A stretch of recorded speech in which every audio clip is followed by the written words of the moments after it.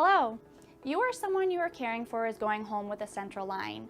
You have already been provided with written information, and now we will be reviewing the general care for central lines. This includes infection prevention, dressing and cap changes, flushing the central line, activities you can and cannot do, potential complications, when to call for help, or how to use resources and contact your healthcare providers. A nurse will make sure that you know exactly how to care for your central line and what supplies are needed before you go home.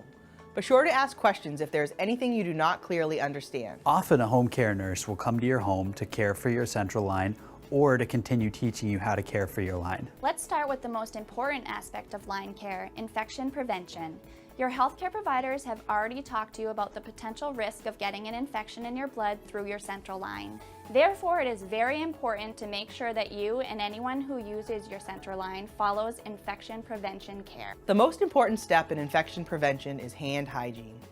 Anyone who uses your catheter must first wash their hands. Also, anytime someone uses your line, they need to scrub the cap for 15 seconds with an alcohol wipe. These are the two most important steps. There are other steps to prevent an infection that we will review. It is important to avoid activities that put you at risk for getting the dressing wet, dirty, or pulled off. The dressing on your central line needs to be changed every 7 days or sooner if it becomes wet or dirty. If you need to shower, make sure the dressing is covered so it does not get wet. There are a variety of products available for this. Sometimes plain plastic wrap with tape works well. Be sure to avoid spraying water directly on the area, as it may not be perfectly sealed. If your central line dressing does get wet, it will need to be changed at that time. When you have a central line, you cannot go swimming. There is one exception. That is if you have an implanted port and it is not accessed with a needle. Speak to your healthcare provider if you have any questions about swimming with your catheter. The central line should be taped under your clothing and always above the waist. Caregivers of small children should make sure that the child's central line is not in contact with the diaper. If your dressing is loose or dirty, or after 7 days, your dressing should be changed. It can be changed by your healthcare provider. If you have been taught to change it by your nurse or doctor, you may change it as well. It may take several times practicing with the nurse before you can change your dressing alone. Your central line needs to be flushed after each time it's used for a medication, infusion, or blood draw. When your tunneled central line is not being used, it needs to be flushed every day. When implanted ports are not being used, they need to be flushed every month. The access caps of the line need to be changed every 4 days. While a central line is necessary for your care, it can increase your risk for an infection. To minimize that risk, we will use a vein in your arm or your hand to draw blood whenever possible. This is the safest way to prevent infection. Each time the central line is used, there is a chance for infection to take place. It is important not to get air into your central line. Always make sure that the clamps on your central line are closed and that the access caps are on tight.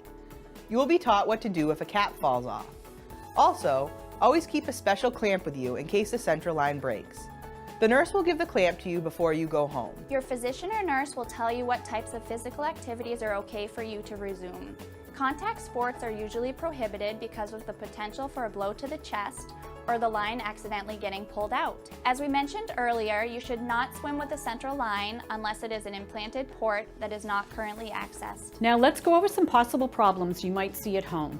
The signs of infection and problems are similar for all types of central lines.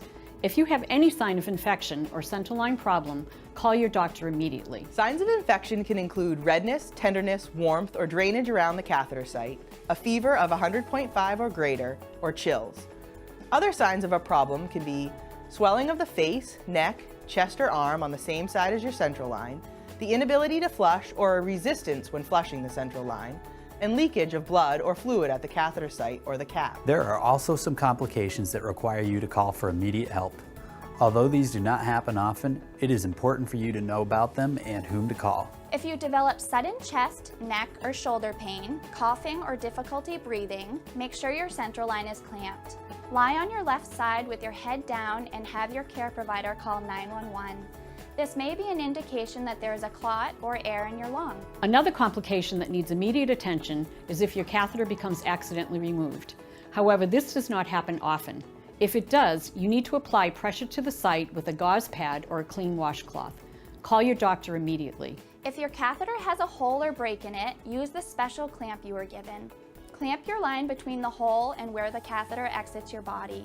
Do not use the line and call your doctor. It is important for you to be careful with your central line, to protect it, and to avoid activities that could possibly pull or break your line. We have just given you a lot of information, and you will receive written instructions before you leave the hospital. You will also receive a passbook that tells you when and whom to call. Please call the doctor listed anytime you have any questions about your central line. The passbook also has important instructions for other healthcare providers. Be sure to bring it with you anytime you go to your doctor's appointment or if you go to the hospital. Remember, your healthcare team is always available to answer any questions you may have while you are home with your central line.